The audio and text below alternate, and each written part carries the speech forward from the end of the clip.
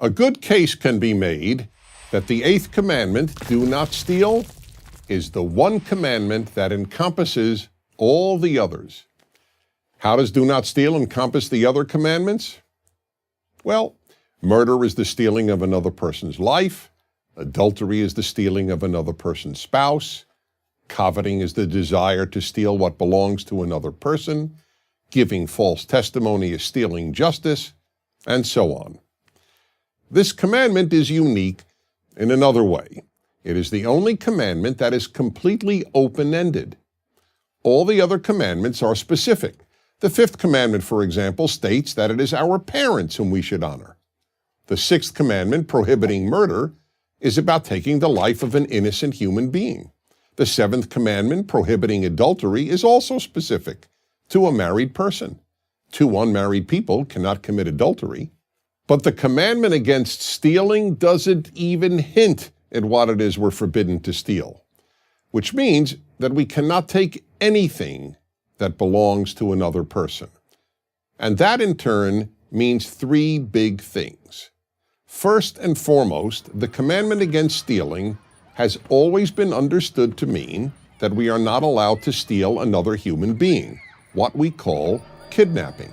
That is why no one who had even an elementary understanding of the eighth commandment could ever use the Bible to justify the most common form of slavery, the kidnapping of human beings and selling them into slavery.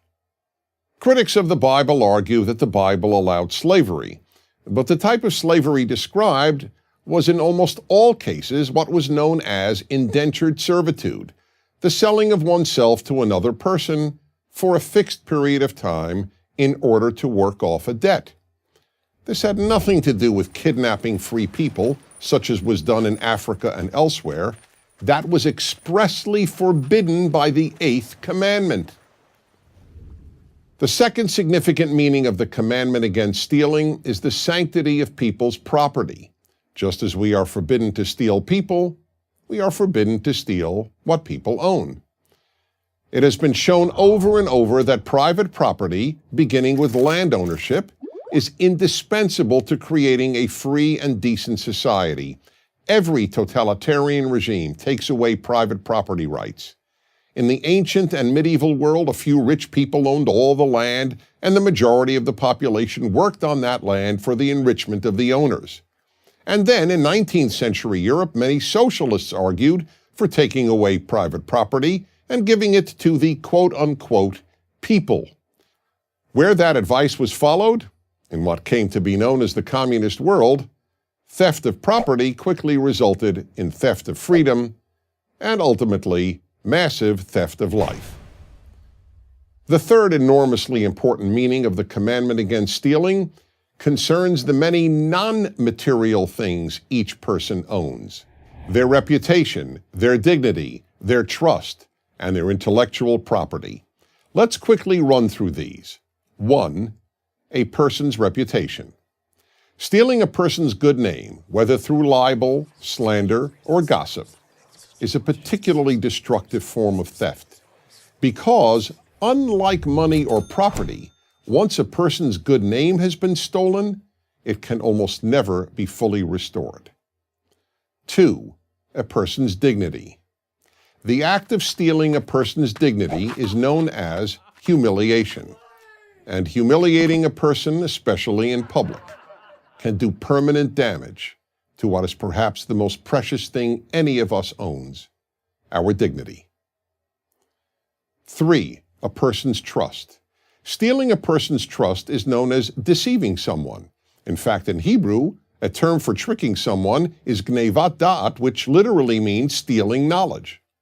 One example is tricking people into buying something, as when a real estate agent omits telling a prospective purchaser all the flaws in a home in order to make a sale. Another example would be when someone deceives another person with insincere proclamations of love in order to obtain material or sexual favors. 4. A person's intellectual property. This form of theft includes anything from copying software or downloading music and movies without paying for them to stealing a person's words, what we know as plagiarism. Stealing a life, a person, a spouse, material property, intellectual property, a reputation, dignity, or trust. There is hardly any aspect of human life that is not harmed, sometimes irreparably so, by stealing. That is why it is fair to say that if everyone observed only one of the 10 commandments, observing the commandment, do not steal, would, all by itself, make a beautiful world.